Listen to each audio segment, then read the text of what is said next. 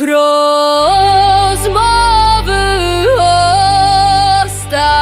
ostateczne.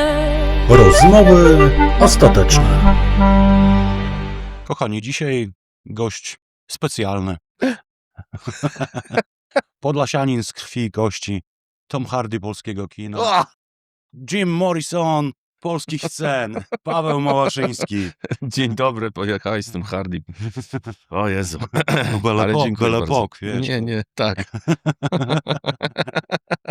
Okej, Nie, ale to był fajny film, tak abstrahując. spoko. Mogli zrobić troszkę w innym formacie, bardziej filmowym. Zawsze można coś zrobić lepiej. Dokładnie, ale naprawdę spoko, bardzo Dziękuję. fajnie. Pawle, tak jak powiedziałem, podlasianin z krwi i kości, nie wstydzisz się tego, że jesteś z Polski B? To znaczy, powiem ci, że nie do końca z krwi i kości. No Chociaż tak, bo się gdzie indziej urodziłeś. urodziłem się w oczywiście. Szczecinku, rzeczywiście, Tak. a mieszkam w Białymstoku od 5 roku życia, ale rzeczywiście tutaj zapuściłem korzenie wiele lat temu i absolutnie czuję się jako 100% Podlasianin. No to właśnie, to jak cię Podlasie ukształtowało, no bo jakby wiesz, znamy się trochę i wiem twoje historię jako wiesz, załogantów z lat 90. i w ogóle. Mówisz o więc- Słonecznym Stoku? Tak, oczywiście. Słoneczny, niebezpieczny? Tak. Słuchaj, przede wszystkim Białystok, Podlasie, Białostoczyzna dała mi ogrom takiej pozytywnej energii i wolności w latach młodzieńczych. To też jest oczywiście duża zasługa moich rodziców, którzy dali mi trochę taką wolną rękę i rzeczywiście przymykali oko na różne moje wybryki. W tamtych latach rzeczywiście poznałem na Słonecznym Stoku fantastyczną ekipę. Wądek, Papaj, Kulik, Jaras, Sobol, plus jeszcze dziewczyny, Ulka, moja przyszła żona, Joanna, Justyna, Agnieszka. No była cała nasza ta grupa, która do tej pory utrzymuje cały czas kontakt, chociaż mamy już po 50 lat. I rzeczywiście można powiedzieć, że Białystok i Podlasie bardzo mocno mnie ukształtowały. Nie tylko też właśnie jako ta grupa, która musiała sobie radzić i mogliśmy na sobie polegać, ale też przede wszystkim moja wrażliwość, moja empatia i miłość do muzyki. Tutaj wszystko to kiełkowało i tu się tutaj to kształtowało, więc to są moje krawężniki, to są moje miejsca, które kocham, do których zawsze wracam, o których zawsze pamiętam i zawsze odwiedzam. Jak tylko jestem w Białymstoku, nie wyobrażam sobie takiego poczęstunku. więc pod tym... Czarny salceson musi być. Tak, więc pod tym względem jak najbardziej Białystok to są moje najpiękniejsze lata, zanim nie wyjechałem studiować do szkoły teatralnej. Ale tak jak mówię, cały czas absolutnie wracam i gdzieś tam z tyłu głowy mam takie marzenie, że być może jak moje życie potoczy się tak, a nie inaczej, to chciałbym tutaj wrócić i na spokojnie sobie na stare lata zamieszkać gdzieś tutaj pod Kleosinem na przykład. Mam parę takich już wypatrzonych swoich miejsc. Oczywiście to jest sfera jakichś tam marzeń, więc zobaczymy, co przyniesie przyszłość. No to bardzo miło to słyszeć, że jednak gdzieś tam myślisz o tym Podlasiu, ale, Tak, absolutnie, cały czas. ale powiedz mi, czy traktujesz bardziej Podlasie, bo ja wiem, że to wiesz, z tej metropolii warszawskiej uciekać na takie Podlasie jest zawsze dobrze, no nie? I tak. Czy jest to dla ciebie jakaś tam forma takiego eskapizmu i Nie. odpoczynku? Znaczy na pewno też w pewien sposób, ale prawda jest też taka, że gdybym mógł się rozwijać zawodowo, zawód jestem aktorem, więc gdybym mógł się tak rozwijać w Białymstoku, jak mogłem się rozwijać w Warszawie, to bym z Białegostoku nie wyjeżdżał. Ale kiedyś, dawno temu, jak studiowałem we Wrocławiu, głęboko sobie wziąłem do serca, wtedy, oczywiście to było 25 lat temu, do serca słowa mojego profesora z historii sztuki. Jak was nie ma w Warszawie, to was nie ma. Więc sobie wziąłem to głęboko do serca, ale rzeczywiście, no to się No w to jest to tamtym prawda, czasie się mówiło też to, że tam jest wszystko, tak, tam są jedne z najlepszych Myślę, że teatrów. do tej pory jest tak samo. Tak, więc- tak samo blisko jesteś kina, oczywiście nie ujmując niczemu Wrocławowi, nie wiem, Krakowowi, tak, Łodzi, absolutnie, tylko rzeczywiście, no chciałem być w tym centrum, tak, gdzie mógłbym jakby się rozwijać w różnych przestrzeniach, no i dlatego ewidentnie byłem skupiony na tym, żeby spróbować gdzieś tam przebić się w tej typowej, powiedzmy sobie, Warszawce. A do Białegostoku rzeczywiście uciekam, żeby odpocząć. No, tu mam swoich prawdziwych znajomych, przyjaciół, ludzi, z którymi się wychowałem, no i tu są, tak jak powiedziałem na samym początku, moje korzenie, więc nie wyobrażam sobie, że miałbym to odciąć. Dowodem na to też może być to, że jako młody ojciec nie wyobrażałem sobie, że mój syn urodzi się w Warszawie na przykład. Też abstrahując, ja lubię Warszawę, żeby zaraz nie było. Ale rzeczywiście bardzo chciałem z Asią, żeby Jeremiasz się urodził w Białymstoku i tak się stało. Jeremiasz urodził się w Białymstoku. Lea, moja córka, urodziła się już w Warszawie, ale tutaj, że tak powiem, mój pierworodny musiał być... Ale pokazujesz na miejsca białostockie dla dzieci? Oj tak, oczywiście, że tak. Oni już tak naprawdę Białystok znają jak własną kieszeń, tak samo jak ja swoje. No powiedzmy sobie, to rodzinne moje takie miasto, kiedy się urodziłem, to był ten Koszalin, tak? Bo urodziłem się w Szczecinku, tylko dlatego, że szpital był zamknięty i mamę wieźli na Sygnale. Najbliższa porodówka była w Szczecinku, więc tam się urodziłem. Ale na drugi dzień zaraz wróciłem. No i pierwsze 5 lat swojego życia spędziłem w Koszalinie. I dlatego mówię, że to jest właśnie też moje miasto młodości, od którego się w pewien sposób nie odcinam, tak? Jest też dla mnie ważne. Więc ja znam Koszalin jak własną kieszeń, bo każde wakacje, nawet do tej pory, spędzam właśnie pod Koszalinem w takiej małej miejscowości turystycznej Łazy, zaraz obok słynnego Mielna, polskiej tak zwanej Ibizy niby. Tak samo moje dzieci Białystok znają już jak własną kieszeń, więc dla mnie to było zawsze bardzo ważne, żeby moje dzieci wiedziały skąd pochodzi moja rodzina, czyli Koszalin, Asi rodzina Białystok, te wszystkie tutaj klimaty dookoła Białegostoku, między innymi Boćki, taka mała miejscowość. Nie mała. No, nie, no Ja mała wiem, chyba, wiem. tak? No taka, wiesz, no. I teraz cały czas będę mówił, nie ujmując Boćko. No raczej. Także absolutnie, no jest to dla mnie w pewien sposób taka naturalna część mojego życia, tak? To płynie we krwi, tak? I ja nie mam z tym absolutnie żadnego problemu. A to, jak dzieci poniesie przyszłość i to, co będą chciały robić w życiu, jak do tego podejdą, to już pozostawiam moim dzieciom. No myślę, że jesteś odpowiednią osobą, żeby o to zapytać, bo będziesz miał na pewno odpowiedni dystans do tego, bo pojawiasz się tutaj, nie mieszkasz przez cały czas. No nie, niestety nie. Jak Podlasie się zmienia. Wiedziałem, że o to zapytasz. Ja jestem pod ogromnym wrażeniem i dlatego dla ludzi, Ale którzy... też mentalnie. Tak, znaczy absolutnie myślę, że jesteśmy bardzo otwarci. Rzeczywiście ja jeżdżę też z teatrem po całej Polsce, podobnie z zespołem Koci, z którym jestem wokalistą, więc rzeczywiście widziałem te różne miasta i spotykam je cały czas na swojej drodze i też widzę, jak się rozwijają, ale rzeczywiście Białystok robi na mnie ogromne wrażenie. Od wielu, wielu lat, jak tylko odciąłem się od tego miejsca, bo musiałem studiować we Wrocławiu, potem moja przyszłość była związana z Warszawą, więc to były przede wszystkim tylko święta, jakieś wakacje i tak dalej, wiadomo, że czasu się nie ma, to widziałem za każdym razem, jak to się zmienia. Ale jest jedno miejsce, które się zmieniło, a ja mówię, nie zgadzam się. Jakie to miejsce? To jest rynek Kościuszki. No ale kurna, tam było trochę więcej drzew. No właśnie o to mi chodzi. Chodzi o to serduszko Dokładnie. tego rynku. O to serduszko i o ten Tam się piło uśmiechnięty dobre wino. nasz ratusz. Ale słyszałem, że przede wszystkim dlatego to zlikwidowali, bo tam rzeczywiście No tak, zbierały się różne było, subkultury i tak dalej. Więc jakby ten taki betonowy placyk, przepraszam bardzo, ale zawsze o tym mówiłem, no troszeczkę mi nie odpowiada i bardzo mnie boli serce, kiedy tam idę, ale za to zrobienie deptaku z Lipowej na przykład było dla mnie czymś kompletnie nie do przyjęcia. Mówię, jak? Nie będą jeździć samochody? Wow, nie będziemy już tam jeździć 12, w ogóle 21? Mówię, Jesus. Nie, to jest bzdura, nie zamkną tego, nie ma takiej możliwości. Jak to będzie wyglądało? To był jeden z lepszych pomysłów, także bardzo gratuluję. Tylko po co ten beton obok? No tam to serduszko, brakuje mi tego serca. Więc absolutnie Białystok się mega rozwija. Zresztą całe Podlasie też no jest coraz bardziej takim miejscem, do którego Polacy chętnie przyjeżdżają. Sam wiem o tym, że i tak samo jak mówi się o ludziach z Białegostoku i z Podlasia, jacy są fantastyczni, ciepli, dobrzy, zawsze gościnni. Podobnie jest z miejscami. Na przykład często ludzie mnie pytają, jeżeli pojadę pierwszy raz na Podlasie, co powinienem zobaczyć? No to oczywiście, że mówi się, no oczywiście, Białowieża, tak, Białystok, ale są takie miejsca jak Kiermusy, jak Tykocin, tak? Są fantastyczne miejsca i fantastyczne takie szlaki, którymi można się naprawdę przejechać i zobaczyć Polskę, której się tak dawno nie widziało, tak? Polskę, która ma oczywiście ogromną tradycję. Myślę, że my, oprócz tego, że idziemy do przodu z duchem czasu, co jest fantastyczne, pamiętamy cały czas o tej tradycji, tak? Więc to jest, myślę, bardzo, bardzo ważne i takie miejsca i takie społeczności trzeba moim zdaniem kultywować absolutnie, no bo umówmy się, no powoli to wszystko z dekady na dekadę umiera i gdzieś tam w pewien sposób odchodzi i się o tym zapomina. A tu absolutnie potrafimy, myślę, tutaj w naszej części Polski, na Podlasiu, połączyć i współczesność, i tradycję. Nam bardzo ładnie to wychodzi. No ja już nie mówię oczywiście o kuchni białostockiej i podlaskiej, bo to zdarza mi się też czasami jechać do Supraśla po kartacze, żeby przywieźć na plan na przykład ludziom, którzy kiedyś coś tam robili na Podlasiu. Słuchaj, tam są takie dziwne pyzy z mięsem, nie? Albo na przykład kichę, nie?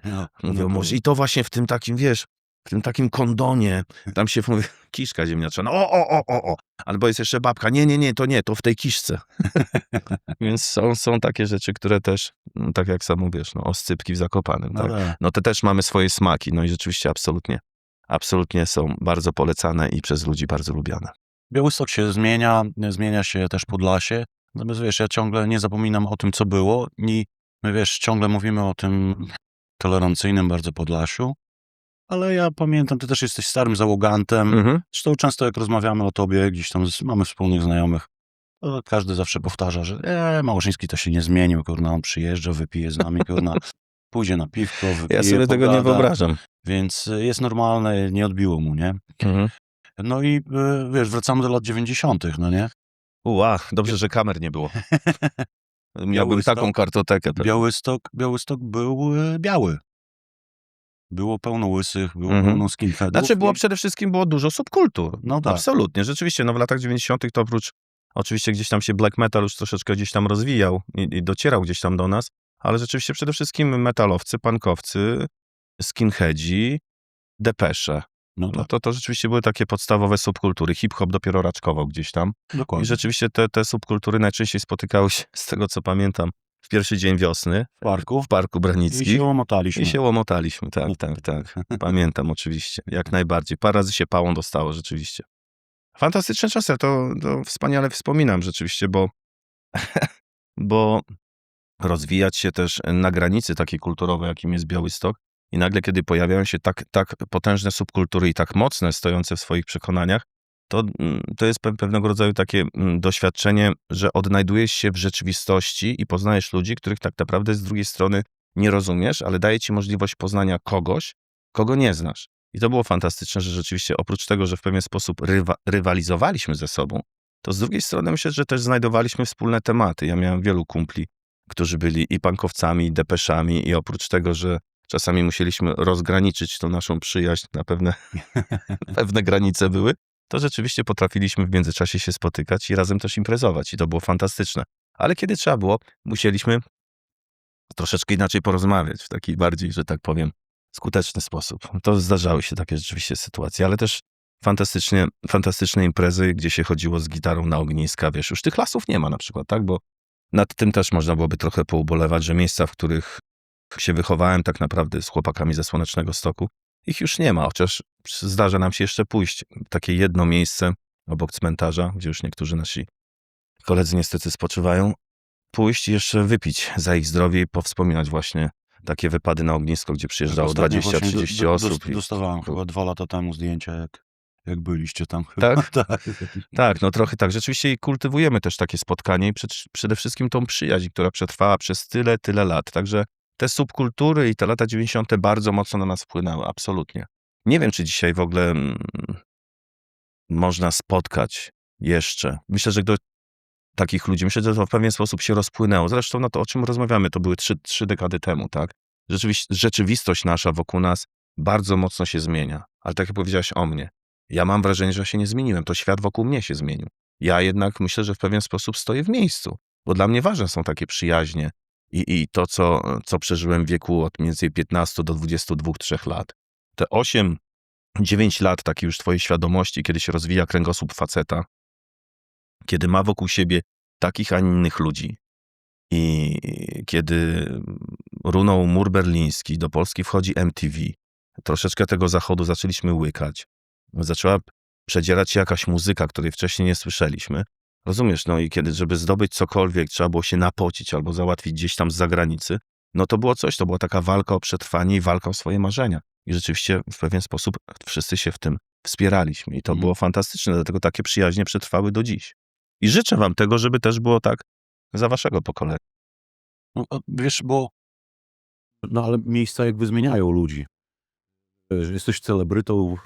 No tak się to- mówi. Znaczy celebryta to chyba jest ktoś, kto... Chociaż nie wiem, no to już jest takie to słowo trochę zdeformowane. Tak. Troszeczkę- wyświechtane. no Natomiast, trochę tak. Patrząc na ciebie, ja zawsze miałem obraz takiego bardziej outsidera Mhm. polskiego kina, a nie, wiesz, gościa, który, kurna, wypada z lodówki, nie? Znaczy ja miałem taki okres Gdzieś tam w swoim życiu. dbałeś też o swoją prywatę i takie rzeczy i zawsze wydawałeś mi się gdzieś tam, kurna, dobrze byłeś skorelowany na ten polski światek celebrytów. Tak, dlatego że tak wychował mnie Białystok i właśnie to, o czym wcześniej rozmawialiśmy, tak? Znaczy ja się obawiałem zawsze pewnego rodzaju pułapek i broniłem się przed nimi, cały czas się przed nimi bronię, ale to tak jak wiesz, jak czasami dostajesz taką otwartą przestrzeń ogromną, tylko ona po pewnym czasie, taka ogromna połać, gdzieniegdzie możesz tylko wyczuć jakieś zwierzęta, tak sobie to zawsze wyobrażałem. Ale po pewnym czasie zdajesz sobie sprawę, że jesteś w tym sam, tak? Ale do lasu nie pójdziesz, który jest obok, bo tam są same watachy. Więc w ten sposób gdzieś tam to wszystko rozumowałem, tak? Więc obrona siebie samego, swoich przekonań, swojego myślenia, swojej empatii, wrażliwości była dla mnie bardzo, bardzo ważna. Ale czy wygrałem? Patrząc z perspektywy czasu, myślę, że nie. Myślę, że nie. Myślę, że dzisiaj te rzeczy, o których mówię, nie są modne, nie są popularne. Inaczej się prowadzi, że tak powiem, swoje życie No tak, przez te meandry współczesności. tak. Ja jednak się w pewnym momencie chyba jednak zatrzymałem. A z tego powodu, że wolałem się zatrzymać, niż iść już pod prąd, bo trochę już nie miałem sił. A z drugiej strony cały czas myślę, że w tej rwącej rzece, w której jestem, w której się wspinałem do góry, próbowałem coś osiągnąć, coś zrobić, rozbudzić swoją wyobraźnię, spełnić swoje marzenia, być fair wobec innych, być szczery, prawdziwy, bo to jest bardzo ważne i w muzyce, i w sztuce mojego zawodu. Wolałem się złapać tego kamienia i myślę, że jestem teraz na takim etapie, że trzymam się tego kamienia, ta woda cały czas płynie na mnie i cały czas mnie uderza, ale boję się puścić. Trochę już nie mam sił, żeby iść do przodu, wydaje mi się, ale jestem w pewien sposób w takich blokach startowych, że trzymam się tego kamienia, tylko nie mogę się puścić, bo jak się puszczę, to obawiam się, że się rozbije o pierwsze lepsze kamienie, które są niżej. I to mnie jeszcze cały czas utrzymuje na tej powierzchni. A też przede wszystkim to nie jest jakaś, żeby źle to nie zabrzmiało, ale właśnie też może zabrzmieć to egoistycznie. Białystok jest dla mnie takim miejscem, które pozwala cały czas mi się trzymać tego kamienia. I ci ludzie, których tu znam, Wądek, No wiesz, to są Papa i właśnie to są ludzie, z którymi spędziłem całe to moje młode życie i wiem, że oni są i zawsze się mogę do nich zwrócić i przyjść po pomoc i wiem, że mi pomogą. W zwykłej nawet rozmowie, nie wiedząc o tym, że mi pomagają. Więc myślę dlatego, że te przyjaźnie tak bardzo mocno procentują. Czyli ciągle pragniesz tej normalności. Tak, ale to nie znaczy też, że osiadłem, że tak powiem, na laurach, bo cały czas się staram i jestem w tych, jak mówiłem wcześniej, blokach startowych, no ale te gdzieś takie, wiesz, no fajne propozycje, no nie przychodzą, tak? Więc musisz się odnajdywać cały czas w tym zawodzie, cały czas w nowej rzeczywistości. Dlatego w tej chwili bardzo mocno angażuję się w teatr. Zresztą teatr zawsze był dla mnie ważny, ale teraz rzeczywiście, no, stał się takim głównym moim miejscem pracy, tak? Od czasu do czasu zdarza mi się w czymś zagrać. I tu się rzeczywiście skupiam. Przede mną takie dwie duże premiery. Jedna w przyszłym roku, druga zaraz w następnym. Więc muszę sobie ten Teatralne? czas, teatralny, organizować właśnie bardzo mocno do przodu. Podobnie zresztą jak i z koncertami. No właśnie. I tutaj bardzo dobrze, że Tak, jest Kocis. jest. No i właśnie, wiesz, no... Jeszcze muzyka- jest. No nie no, musi być. No, nigdy nic nie wiadomo, nie wiem, Tak, co będzie więc jutro, nigdy, ale Nigdy, tak. No i właśnie jest muzyka ekstremalna, gdzieś tam cię wychowywała. mhm.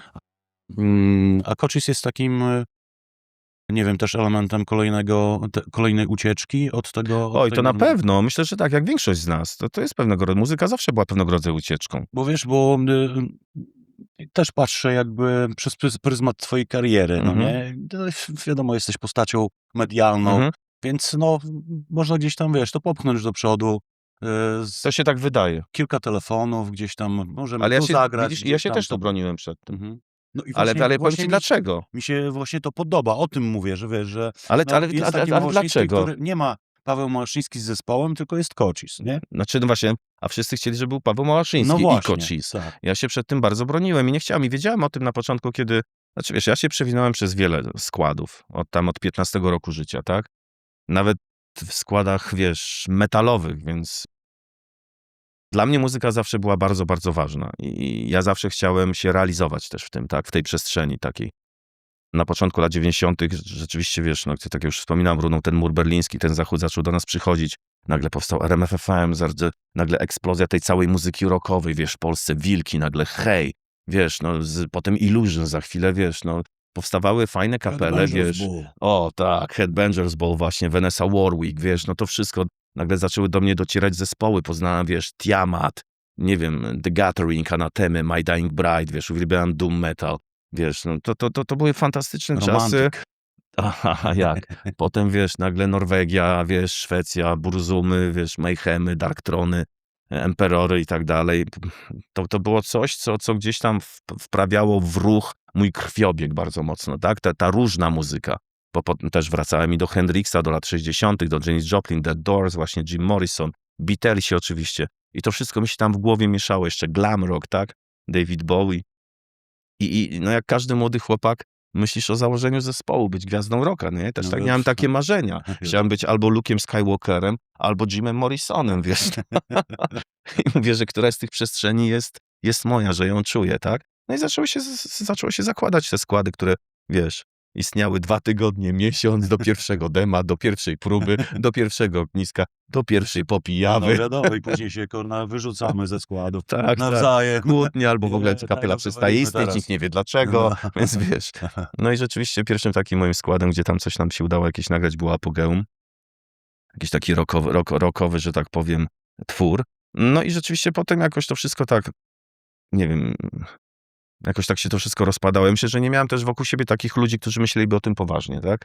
Rzeczywiście, żeby się wziąć, jednak skupić się na tym, oprócz tego, że masz oczywiście szkołę, swoje życie, ale oprócz tego, żeby tam, wiesz, no działać w tym podziemiu, żeby stworzyć tą kapelę taką z krwi i kości, żeby grać koncerty, tu pokazywać się, a może uda nam się przebić, wiesz, tutaj no cały świat przed nami. No też, że tak powiem, MTV dawało nam tego bodźca do tego, żeby to było robić. No kurczę, no ogromne. przecież ci chłopaki mają, wiesz, Tak. po 20 parę lat, tak? Kiedy ja słuchałem Burzuma, to on miał, nie wiem, 22, tak? A ja miałem przecież za chwilę 16, 17, błagam, wiesz, możemy zrobić to i to.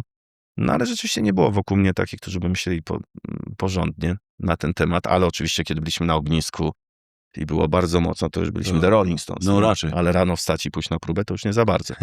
No ale to był, wiesz, mieliśmy po 15 lat. Ja to miło wspominam. Oczywiście wtedy się wkurzaliśmy, gadaliśmy, każdy siebie opieprzał i tak dalej, wiadomo.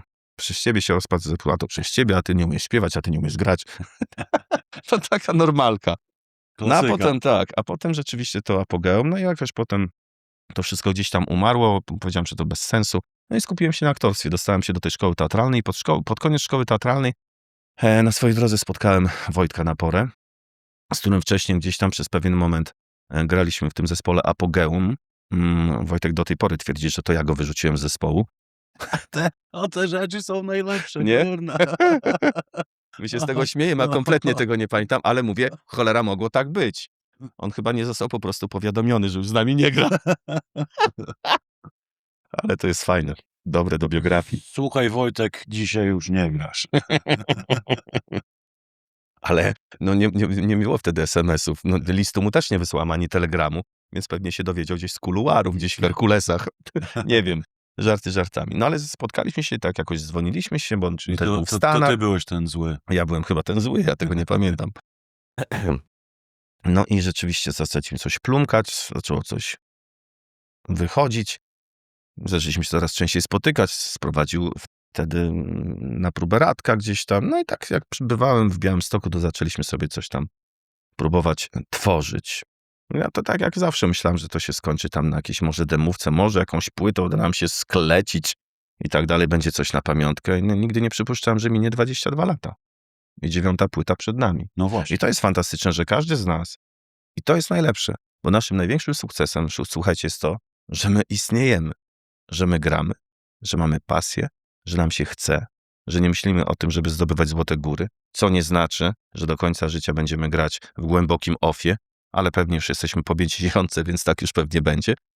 Ale gdyby się coś miało wydarzyć, to cały czas na to czekamy. Ale najważniejsze jest to, że cały czas jesteśmy i cały czas się poznajemy i cały czas mamy w sobie tą iskrę tego, żeby coś tworzyć, bo muzyka daje nam ogromne poczucie wolności i kreatywności.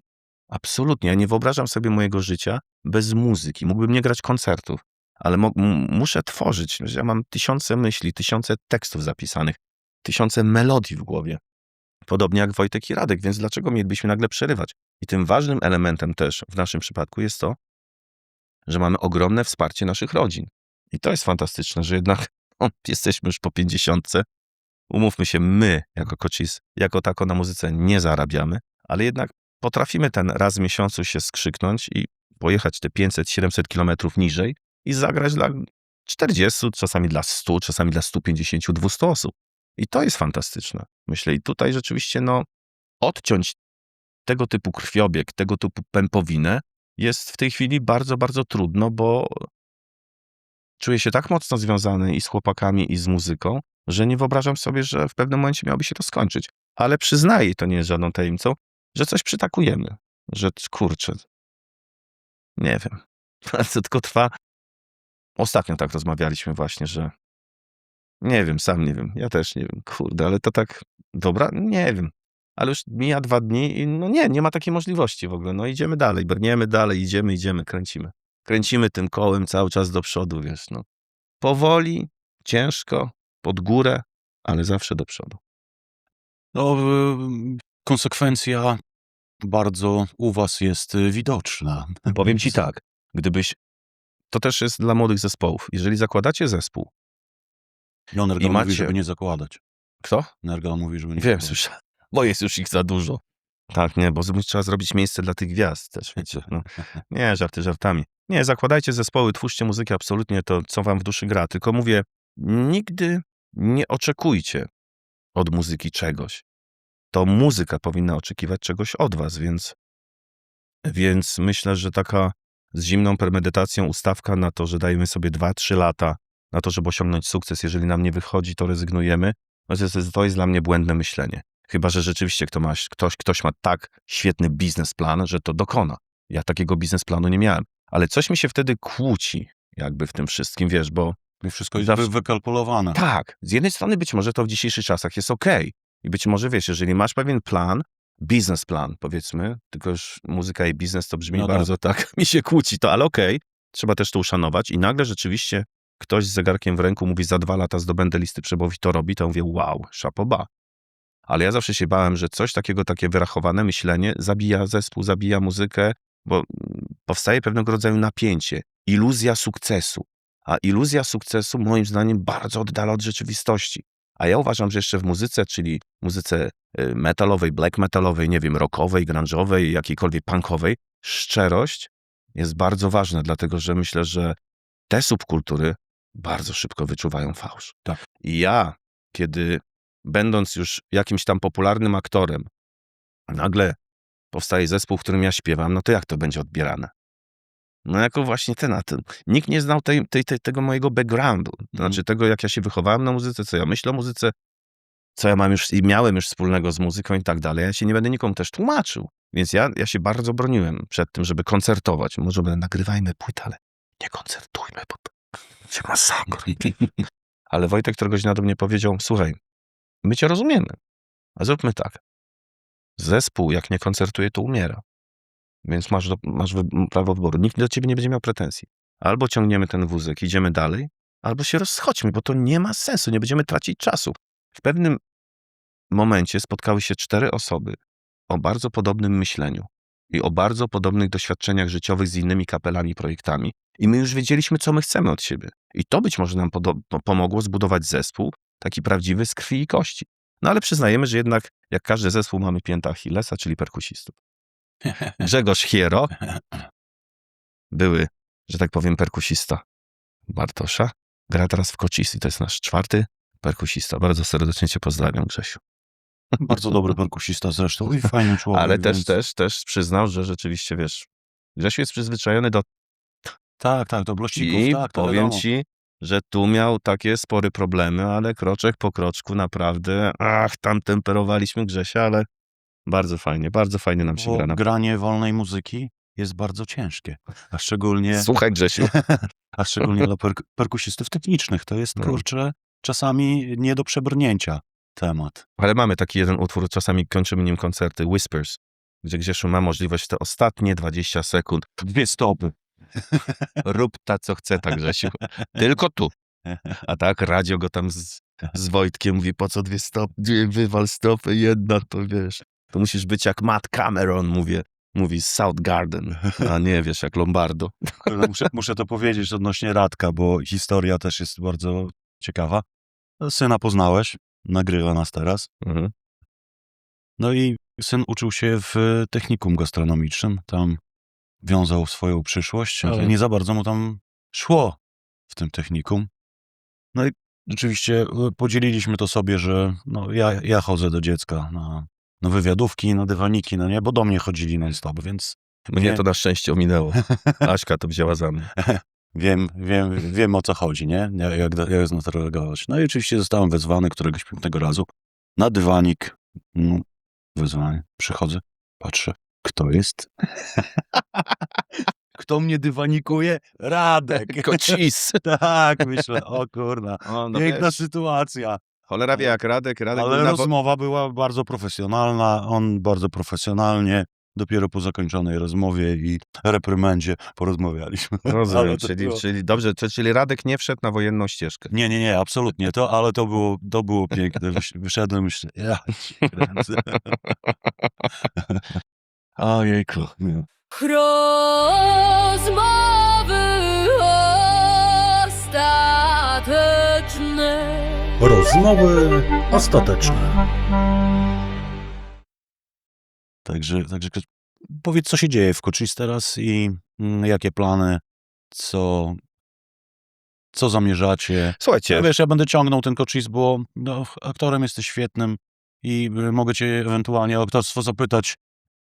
zdania są podzielone, jeżeli chodzi o aktorstwo i o granie. Zawsze będą podzielone. O gustach się nie dyskutuje, ale dziękuję ci za dobre słowo. No, akurat muzyka jest bardziej mi bliższa niż aktorstwo, więc dlatego ciągnę. Jeżeli to. chodzi o Kocisów, to rzeczywiście jesteśmy w trakcie już nagrywania 9. płyty, znaczy nagrywania, nie jesteśmy w studiu, tylko rzeczywiście pracujemy nad nią. Na razie mamy 9 utworów, w tym 4, można powiedzieć, są dotknięte, więc powolutku będziemy się zbliżać do zamykania tych wszystkich pomysłów i dalej nad tym, żeby rozwijać te utwory, które już mamy w głowie, które są już w pewien sposób gdzieś tam w naszych głowach zarejestrowane, gdzieś tam powstały już pewne kręgosłupy. Mamy nadzieję, że pod koniec roku, najpóźniej na początku przyszłego chcielibyśmy wejść i mam taką cichą nadzieję, że płyta ukazałaby się na wiosnę 27. Mamy już okładkę, mamy już tytuł. Nagrywać będziemy najprawdopodobniej znowu u Murka Morawskiego w Orli, tam gdzie nagrywaliśmy nasz poprzedni album, rzeczywiście, bo 2 lata temu mniej więcej rozstaliśmy się z Danielem Baranowskim, z którym nagrywaliśmy wszystkie płyty w jego nagrywatorni. Daniel trochę, że tak powiem, przewrócił swoje życie o 180 stopni, więc się musieliśmy pożegnać po tych 20 latach. Zrobił z nami wszystkie 7 płyt, 8 zrobił Murek, no i 9 pewnie też nie wyobrażamy sobie współpracy bez Murka. I to tyle, no i że tak powiem, no koncerty, mamy już trochę festiwali, w tym roku nam się udało zorganizować na ten przyszły.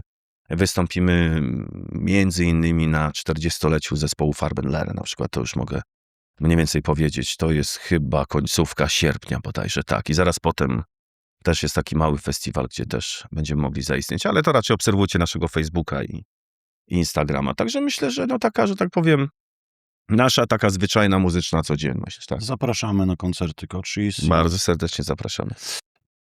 Pawle, powiedz, jakim jesteś tatą?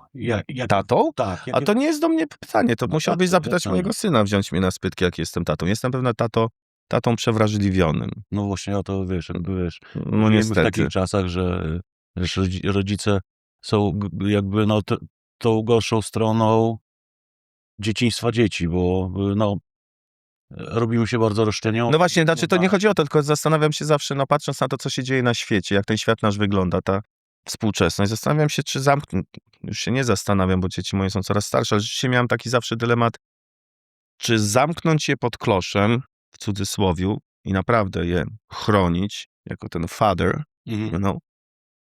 czy rzeczywiście no puścić te latawce, tak, żeby trochę, ale na takim niedużym sznureczku. Czyli jednak. Jest coś takiego. Ja to wiesz, sam jestem oczywiście straszny rebel man i straszny buntownik i myślę, że ja do tej pory bardzo mocno bujam w chmurach i cały czas jestem naprawdę dużym dzieckiem. Ale jednak nogami stoję mocno na ziemi. Większość facetów myślę, że tak ma. Myślę, że tak. Myślę, że tak. Ale stoję mocno na ziemi, więc Ciągle żyjemy Więc- marzeniami. tak, dokładnie, ale wiesz, jak mówił kiedyś Riedel, jak człowiek przestaje marzyć, to umiera. Oczywiście. Więc najbardziej. to jeszcze nie dla nas. Nie. My się jeszcze nigdzie nie wybieramy, my jeszcze w zielone gramy. Także myślę, że jestem przewrażliwiony jako ojciec. Zaborczy na pewno nie, absolutnie. Daje im duże poczucie wolności, bo takie samo dostałem od moich rodziców. Ale no, dobro moich dzieci, ich szczęście i zdrowie jest dla mnie najważniejsze. I największą bezsilność czuję wtedy, kiedy nie jestem w stanie pomóc moim dzieciom. Bo są pewne sprawy w ich życiu. Mój syn już ma 22 lata, moja córka 11, 12. Są pewne sprawy w ich życiu, gdzie rodzic nie jest w stanie im pomóc. W takich sprawach, w relacjach między rówieśnikami, miłościami. Wiesz, o czym mówię. No O tym raczej. wszystkim, o całym tym dojrzewaniu. Mogą zawsze na nas liczyć, na mnie i na Asię i zawsze mogą z nami porozmawiać i cieszymy się bardzo z tego, że właśnie nasze dzieci nie mają przed nami tajemnic, że kiedy jest naprawdę źle, to potrafią przyjść i powiedzieć. I tak samo, kiedy jest wspaniale i dobrze, kiedy są szczęśliwe, więc to jest dobrze. Ale są takie chwile właśnie i wtedy ja jako rodzic czuję taką bezsilność. Wiesz, chciałbyś dać im wszystko, gwiazdkę z nieba i nie możesz, wiesz, że nie jesteś w stanie i szukasz tych rozwiązań i to mnie strasznie męczy, myślę. To mnie strasznie męczy. Ale ostatnio dostałem od mojej córki taką piękną laurkę na Dzień Taty, gdzie było napisane, że jestem najlepszym tatą na świecie, więc myślę, że wszystko Duma. jest jak najbardziej na dobrej drodze, tak. Myślę, że cieszę się, że nauczyliśmy ich tej szczerości i bardzo dużo empatii. No to jest, myślę, ja czasami nawet mam wrażenie, że chyba za dużo, bo też moje dzieci są chyba też takie bardzo Przemiłościowiani. tak, i wrażliwe, wiesz, i miały dobry dom. Także. No, wrażliwym. Nie ten filmowy, A, A no właśnie, było tutaj, wiesz, kolejna jakby jesteś relacyjnym dinozaurem. Może dlatego wiesz, twoja kariera się nie rozwija tak, jakbyś może chciał. Tak, wiesz, zero nie jest- skandali. Tak, nie jesteś wiesz. kurna na pudelku, 30 lat z tą Kurde. samą babą. No kurna, nie ma nic o czym pisać o Czasami Małaszyńskim. piszą tylko wtedy, kiedy wrzucę na Facebooka coś, jak bardzo kocham żonę. To tylko wtedy No. piszą. No widzisz, nie sikam gdzieś w metrze, nie wiem, No albo właśnie, tam na innych to- jakichś przystankach, nie wiem, nie piję, jakoś tam Nie łapią cię z kochankami. Nie łapią mnie z kochankami, chociaż raz się przyznałem do kochanka przecież Aha, no kiedyś. tak, oczywiście. na telekamerach. Tak. Tak, chociaż widzisz, Nie. także po prostu nudny facet. Naprawdę jestem nudny dla tych mediów. No, nudny dla mediów, być może też nudny dla reżyserów. Chociaż też trzeba brać pod uwagę, że być może jestem dla nich słabym aktorem, więc ja wszystko sobie biorę, że tak powiem, do głowy i sobie tłumaczę różne rzeczy. Ale rzeczywiście, jakoś tak, tak wyszło. Zakochałem się w Asi mając lat 17. Tak, 17 to było? Czy 16, 15, 16? 16 i tak już zostało. Ja też tego jakby nie planowałem. Asia też tego nie planowała. Nawet chociaż powiedziałem do mojego kumplakiem, że zobaczyłem, jak schodziła ze schodów, zapytałem, Jezu, kto to był? On mówi, daj spokój, Aśka Chytruszko. Ja mówię, to była Aśka Chytruszko? O kurczę, będzie moją żoną. Ja sobie wykrakałem. Ja rzeczywiście tak powiedziałem. No ale przecież byłem młodym facetem. No i rzeczywiście długo o nią walczyłem. Tak się złożyło, że udało się i byliśmy razem. No i tak byliśmy. Minęło 8 lat. Tak naprawdę rodzice powiedzieli, żebyśmy się nie hajtnęli. No się wzruszyliśmy ramionami, spoko, nie ma problemu. No i tak gdzieś tam w pewien sposób prowadzimy swoje życie w taki, a nie inny. I Ciągle jesteś romantyczny? myślę, że już trochę mniej, ale wiesz, to już też nie mówię, że to jest jakaś taka szara codzienność, ale zdarza mi się jeszcze czasami, ale ta romantyczność polega na czymś zupełnie innym. Na tym, że my, myślę, będąc już tyle lat, jesteśmy na etapie takiej bardzo mocnej też przyjaźni i cały czas wiemy o tym, że raz, że nie potrafimy bez siebie żyć, a z drugiej strony jesteśmy oparciem dla siebie nawzajem. Ja bez niej pewnie już bym dawno zwariował i nie był tym człowiekiem, którym jestem. Ona mnie ukształtowała też w pewien sposób i miłość do niej i do tego, że chcieliśmy razem budować to nasze życie. Ja sobie nie wyobrażałem, że w pewien sposób mógłbym to gdzieś jakoś zniszczyć, wiesz, albo sponiewierać to uczucie, bo ja po prostu, bez niej przestałbym oddychać.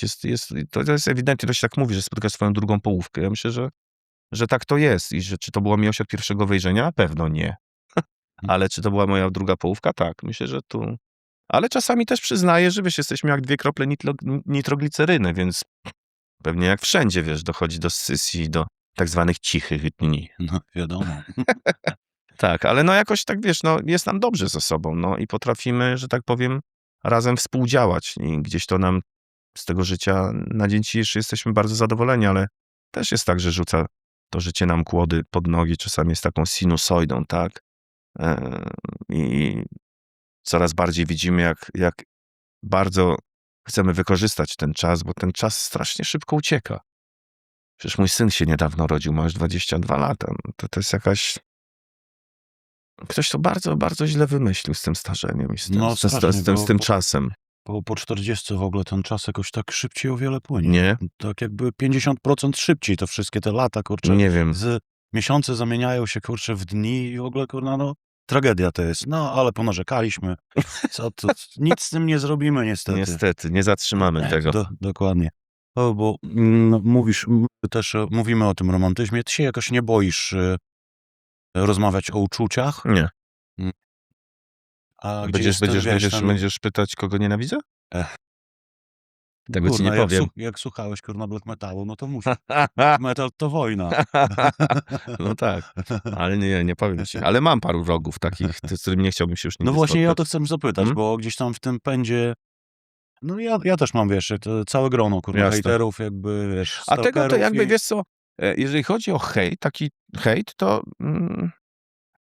znaczy, jeżeli hejt to jest, widzisz, hejt to co innego niż zła opinia, bo konstruktywna krytyka jest okej, jak najbardziej, tak jak mówię, no ja musiałem się też przyzwyczaić do tego, że jestem aktorem, występuję na scenie, występuję czasami w filmach, czasami w serialach, mam zespół, z którym gram, koncertuję na żywo, nie wiem, nagrywam płyty. Więc każdy ma prawo to ocenić, każdemu nie muszę się podobać. Nie jestem w stanie sprostać zapotrzebowaniu 100%, no przecież wiadomo. No, nikt tak się nie urodził, kto, wiesz, każdemu dogodził. Nie? Absolutnie, że tak. No ale rzeczywiście taki hejt dla samego hejtu jest absolutnie dla mnie czymś niezrozumiałym i kompletnie niepotrzebnym, a stwarza tylko bardzo dużo komplikacji i może naprawdę komuś zniszczyć życie. Naprawdę trzeba na to bardzo mocno uważać, przede wszystkim w dzisiejszych czasach, bo świat nie jest piękny i kolorowy, więc dlatego powinniśmy tym bardziej mieć dla siebie o wiele więcej empatii i zrozumienia i miłości. Tym bardziej, coraz bardziej, myślę, patrzę, jak ten świat się przywraca do góry nogami. Mamy powoli jakieś, wiesz, no, Stranger Things, no, to jest bardzo złe, no. Przestajemy o siebie gdzieś tam w pewien sposób dbać, no. Jesteśmy ludźmi, czujemy, żyjemy, także... No, mamy takie nie inne czasy, bo polityka też absolutnie, ma no bardzo duży wszędzie. udział w tym, bo te kopanie tych, wiesz, dołów między nami, Tak. to jest najlepsze jakby paliwo do tego, żeby, wiesz... To jest, strasznie jesteśmy podzieleni. I właśnie, wiesz, ja chciałem nawiązać do tej presji, którą jakby jako aktor jesteś ciągle poddawany i gdzieś, no gdzieś tam można pęknąć i ty się nie bałeś jakby o tym powiedzieć. Zostałeś twarzą kampanii i o depresji. Mówisz o tym jak otwarcie. Tak, tylko że nie miałem depresji. No tak. Ja nie miałem depresji. Nerwowe, Tak. Ja rzeczywiście powiedziałem, wiesz, że ja bardzo chętnie wezmę w tym udział, tylko nie można epatować do ludzi z tekstem, z którym ja nie mam nic wspólnego. Więc ja mówię, bardzo chętnie pomogę, ale ja nie przeszedłem depresji z całym szczęściem i mam wielu kolegów i koleżanki, którzy przez to przeszli i przechodzą, więc gdzieś tam potrafię sobie wyobrazić też, jak to jest, bo też staram się im pomagać, jak tylko mogę i potrzebują tej pomocy absolutnie. Ale rzeczywiście mówienie o tego typu rzeczach powinno być dosyć naturalne. Nie bójmy się o tym mówić, bo to chodzi też o nasze zdrowie i zdrowie do ludzi, którzy z nami żyją, którzy są gdzieś tam w pewnym naszym kręgu. My jako rodzina, czy jako grupa ludzi tworzymy pewnego rodzaju plemię, więc jest bardzo ważne, żeby szukać tego wsparcia, bo ono jest w dzisiejszych czasach bardzo, bardzo potrzebne. I szczerość i wyrzucenie z siebie pewnych rzeczy, podanie komuś dłoni i przytulenie kogoś powinno być czymś naturalnym, powinno nam przychodzić bardzo naturalnie, bo jesteśmy stworzeni do tego tak naprawdę i pomaganie tego typu osobom z takimi problemami i mówieniu o tym, ja nie wiem, czy mówienie o tym, że ktoś, czy to innym pomaga, nie wiem, ja nie miałem problemu, żeby powiedzieć, że miałem załamanie nerwowe, bo miałem rzeczywiście z dekadę temu mniej więcej, przeszedłem przez takie małe piekiełko. Wiem, ile mnie to kosztowało, więc nie jestem sobie nawet w stanie wyobrazić, jak może wyglądać depresja. Więc tym bardziej powiedziałem i zagłębiam się w te tematy, słysząc nawet to, co się dzieje wśród młodzieży. Dlatego też mówiłem o tym nadwrażliwcu, ja jako ojciec, no bo żeby te moje dzieci czuły też od nas płynące wsparcie, żeby nie były gdzieś tam pozostawione same. Trzeba o to wszystko po prostu dbać teraz, wiesz, i że tak powiem, wszystkie te elementy, wszystkie te puzzle układać w odpowiednie miejsca. Naprawdę i trzeba być bardzo czujnym i bardzo uważnym. Ale też pochylać się nad tym i nad innymi, którzy tej pomocy potrzebują. Przynajmniej takie jest moje zdanie. Ja staram się to robić. Znowu jesteś totalnie niepopularny. A powiedz, Wiem. jak w twoim środowisku jest, bo to Mhm. ciągle pokutuje to, że ten ma depresję, to lepiej z nim nie zaczynać. Nie, absolutnie nie tak. Zmieniło się Ja to, myślę, bo ja pamiętam, że tak? tak było, że zaraz jesteś naznaczony, że kurna, daj spokój, zaraz będą problemy non stop. Oj, Na to u planie nas... albo coś tam, nie? Nie. To znaczy u nas, nie wiem czy wiesz, no jest pewnie grupa ludzi, która wie o problemach pewnych osób i No tak tak, dalej tak, i zawsze oczywiście, się je to tak jak wspiera, jest. absolutnie. To nie jest tak, że są jakoś alienowani, absolutnie wyrzucani, wycinani, że tak powiem, z tego organizmu. Nie. Jeżeli chodzi o moich kolegów z tego mojego zawodu, którzy przez to przechodzą, czy przechodzili, to nie. To zawsze myślę, że w pewien sposób wśród swoich tych najbliższych kolegów mają absolutnie wsparcie. To ciekawe słowo.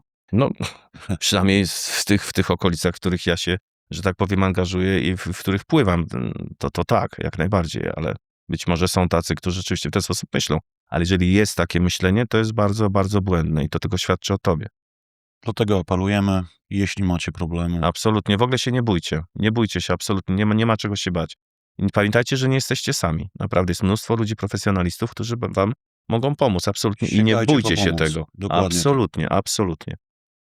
Paweł, powiedz,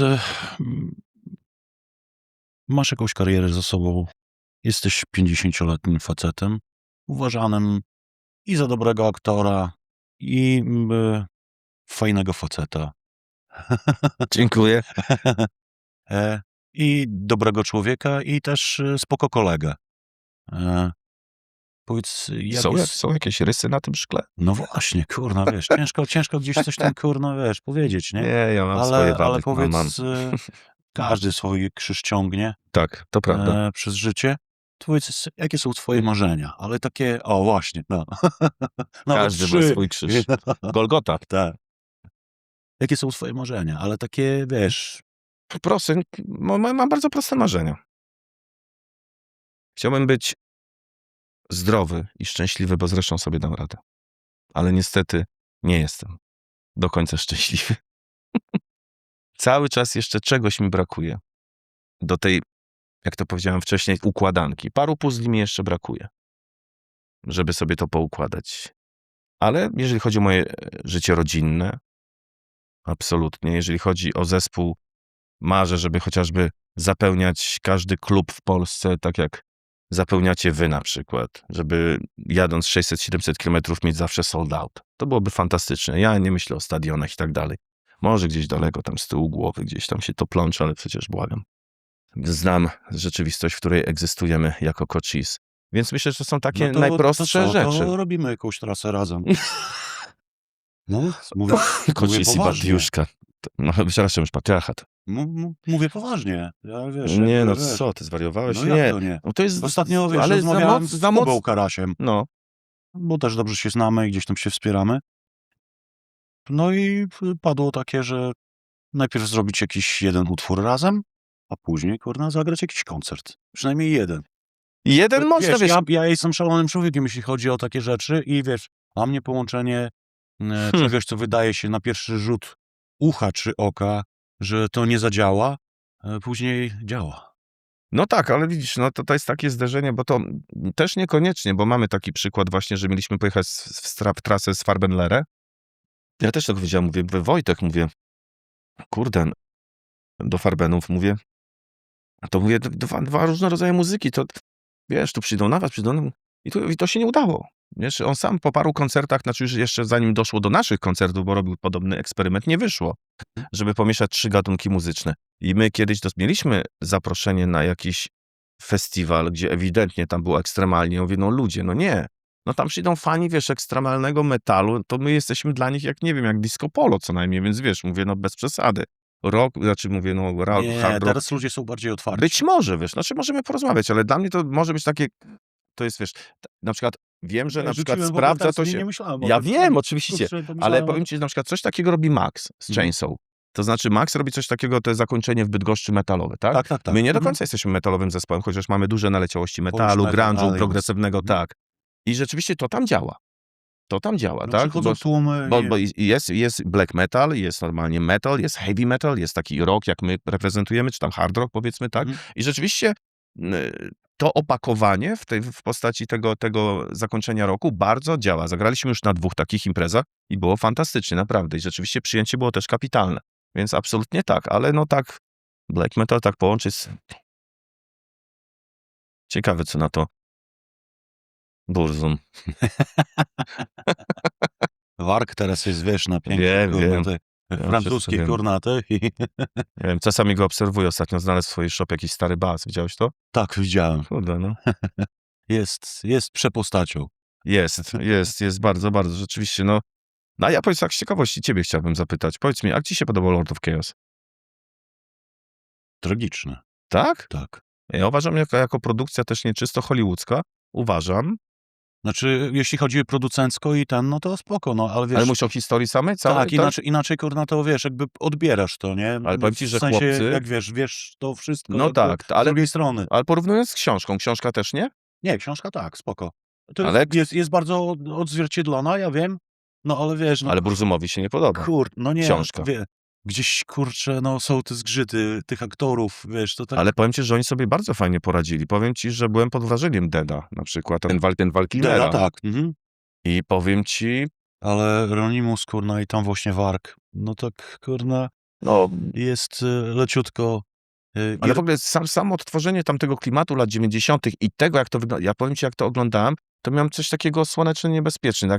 Jak pamiętam, że myśmy robili pierwsze make-upy, jak mieliśmy po 16-17 lat, tak? Kiedy rzeczywiście black metal eksplodował i zaczął wchodzić i tak w zinach coś czytaliśmy, wiesz, oglądaliśmy właśnie Burzuma, Ronimusa, tych wszystkich kolesi stamtąd, mówię, o Jesus, wiesz, No tego... u nas jeszcze, też- kurna, wiesz, była ta sytuacja z Grycelami, gdzie oni pojechali do nich. Tak, I no ta wiem, słynna sesja, kurna, wiem, wiesz, na tym- wiem, no.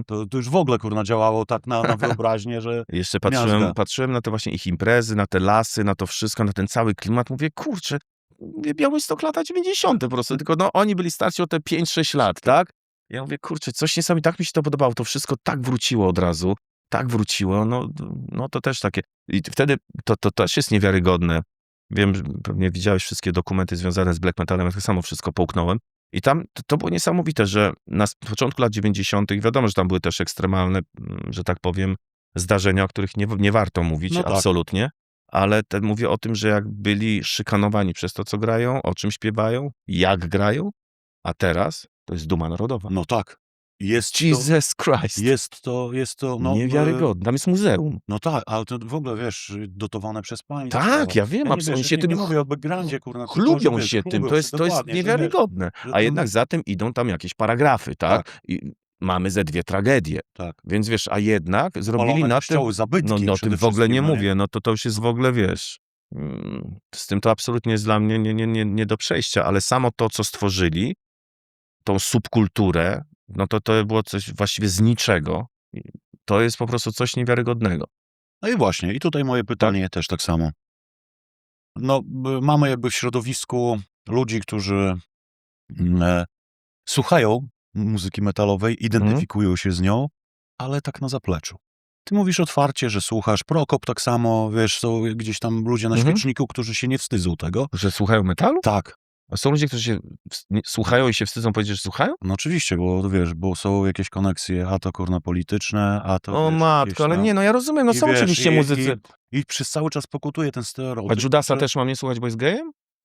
No, być może, nie? No, ale to wiesz, No dobrze, ja no mówię to o tych okej. o stereotypach, których wiesz, no, przez cały czas pokutuje ten diabeł, nie?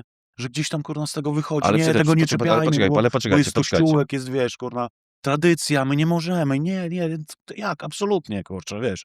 I wyjeżdżają, wiesz, Behemoth jedzie, Vader jedzie, Decapitated jedzie, my jedziemy, gramy A trasy. Decapitated się chyba rozpadł już, tak? Nie, Czy grają A, przez cały czas. coś gdzieś mi tam między uszami.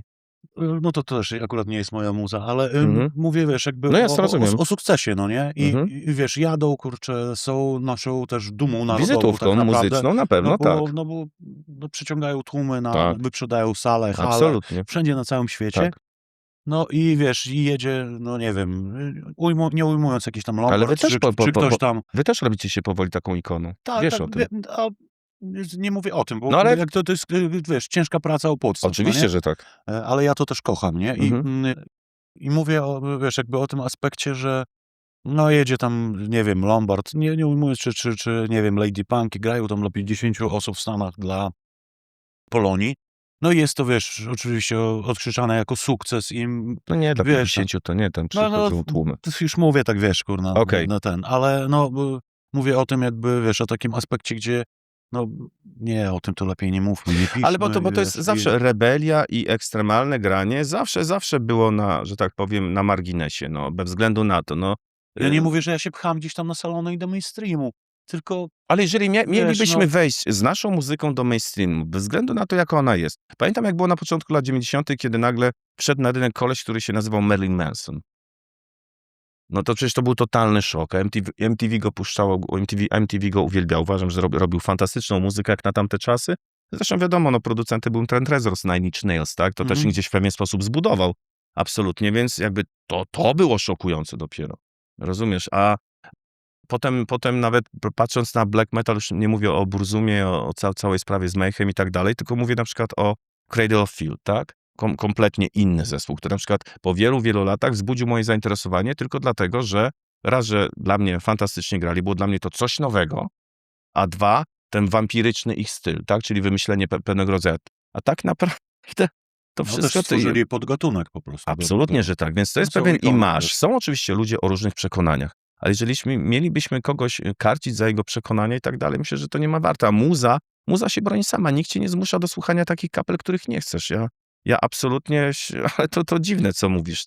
No nie, że- to nie jest dziwne, Paweł, wiesz, to jest bardzo duży odsetek ludzi, którzy, Ale to Wiesz, słuchaj, nie. no to przepraszam cię bardzo, ale to jak już tak sobie mówimy, to nie wiem, czy wiesz, że wyznawcami diabła byli też Beatlesi, no. nie, no to No to- oczywiście, ale to wszędzie, Więc kurna, wiesz, są na czarnej liście przecież, Przecież to nie ich- Watykanu. I Led Zeppelin. Tak, Ich kawałki tak. puszczane od tyłu to są ody do szatana. Tak, No, oczywiście, no, wiadomo. no rozumiesz, wszędzie można coś podprowadzić, tak? Rzeczywiście, no ktoś może być na bakier z takim, a nie innym wyznaniem, tak? I może mieć swoje takie, a nie inne przekonania. No to wszystko zależy, wiesz, no w jaki sposób się o tym mówi, w jaki sposób to się wykorzystuje, myślę. No my cały czas, myślę, w pewien sposób boimy się otwarcie mówić o tym, co naprawdę czujemy, co nas boli, tak? Że ukrywamy się pod pewnymi maskami i tak dalej, żeby kogoś nie urazić, bo w dzisiejszych czasach jest to bardzo ważne.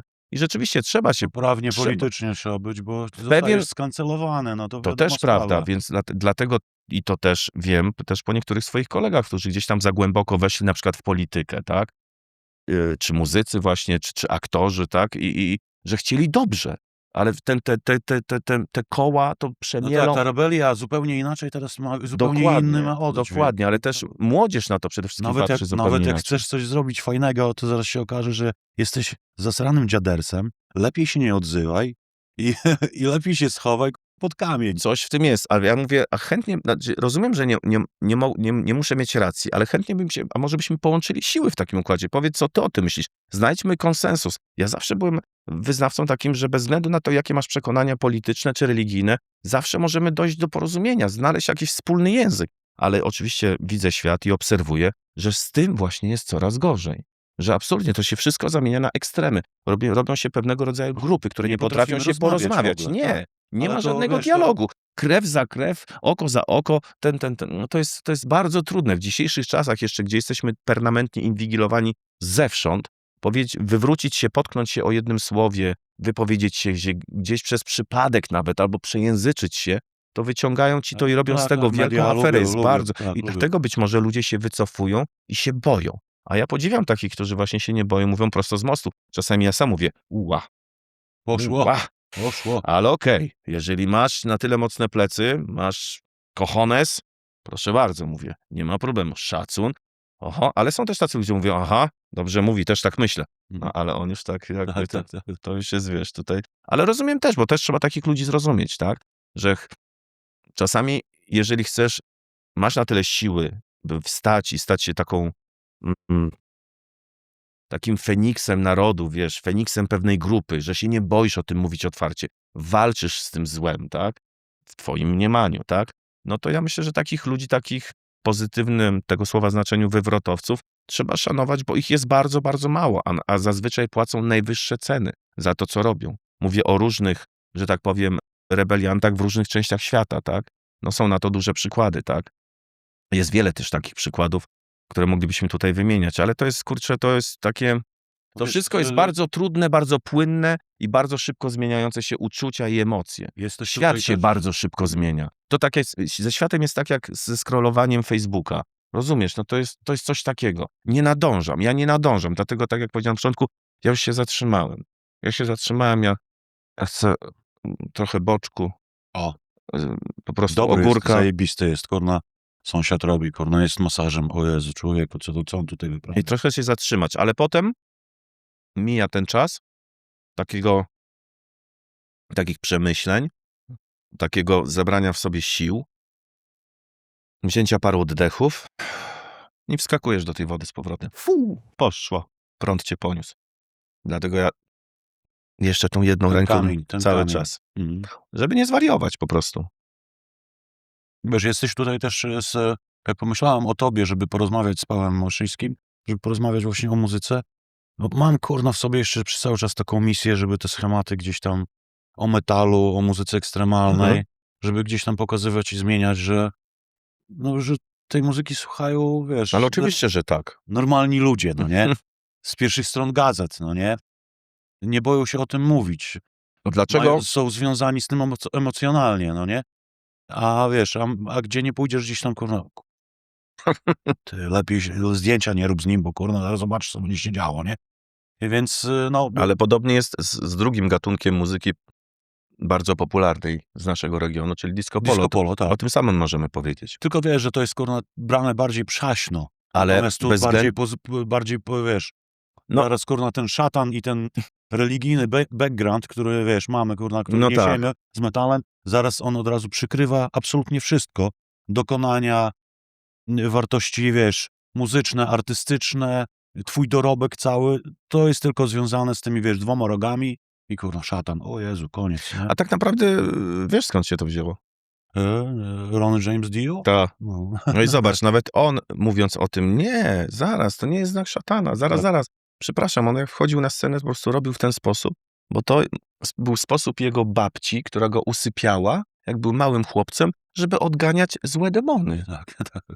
No ale ktoś gdzieś to kiedyś powiedział, że rogi szatana, diabeł. Nie, no właśnie, odganiamy złe demony. Ale to jest prawda, naprawdę. No. Przynajmniej tak mówił Dio. Pawle, Bartku. do brzegu. U. Muszę cię tutaj To już- zapytać. Już się naprawdę. Polewać? Polewać? Muszę Pytaj. cię zapytać, bo podcast się nazywa Rozmowy Ostateczne. Wiesz, religia to jest też taki ciężki temat Mhm. i zawsze to odbierałem jako formę, że lepiej się z tym nie afiszować i religia to jest coś bardzo intymnego i że powinniśmy dojrzeć przede wszystkim do tego. Mhm. I, Chcesz mnie zapytać, co będzie po śmierci? tak. Dam ci znać. A co byś chciał mieć, jakie memento na swoim nagrobku? Jeszcze o tym nie myślałem. Mam parę pomysłów, ale wiem, jakie piosenki będą leciały na moim pogrzebie. Jakie? No nie mogę ci teraz powiedzieć. No weź, nie bądź taki. Od razu będę w rolkach to puszczał. O, Małaszyński to cena Nie, na nie, swoim nie. pogrzebie, kurwa. Nie. Burzuma, Deco Mengang War. Nie. Wojna, Nie, aż tak ekstremalnie to nie, ale nie. Na razie nie będę o tym mówił, ale wiem. Ale co tam? Wiem chyba jedno, że kiedy przyjdzie mi odejść, a będę się bronił rękami i nogami, wolałbym być jak MacLeod z Nieśmiertelnego, mówię poważnie, ale niestety wiem, że tak nie będzie. To wiem, że kiedy odejdę, to ludzie, którzy tu zostają i którzy mnie kochali, będą bardzo, bardzo smutni. Będą bardzo płakać. Moi najbliżsi. Kurczę. I to wiem, że tak to będzie, bo wiem, że sam przez to przechodzę, kiedy odchodzi ktoś mi bliski. Ja widzę, jak wszyscy dookoła cierpią z tego powodu.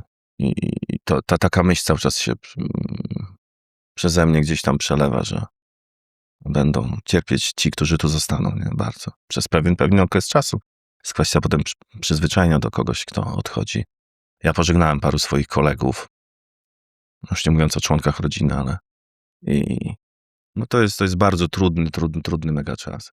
A co tam jest po drugiej stronie? Mogę ci powiedzieć, że wierzę w to bardzo, że wierzę w życie poza, więc na pewno jestem człowiekiem wierzącym, że wierzę w coś, że coś nad nami czuwa, nie wiem kto, że jest to jakaś tam siła, powiedzmy. I Wierzącym jest łatwiej żyć. ja myślę, wiesz, ja tak naprawdę myślę, że nie ma ludzi niewierzących, że nie ma, każdy w coś wierzy. Wiesz, no, jedni to nazywają Bogiem, inni to nazywają mocą, inni jakąś siłą. Więc wiesz, jak ja chcę porozmawiać z tym kimś, z tym najwyższym gdzieś tam, to ja też nie potrzebuję do tego miejsc, które są, powiedzmy, wyznaczone do tego, tak? Nie, bo ja mogę uklęknąć sobie przy każdym kamieniu, przy każdej dróżce, przy każdym drzewie i sobie porozmawiać, powiedzieć, o co mi chodzi. Ty, czasami.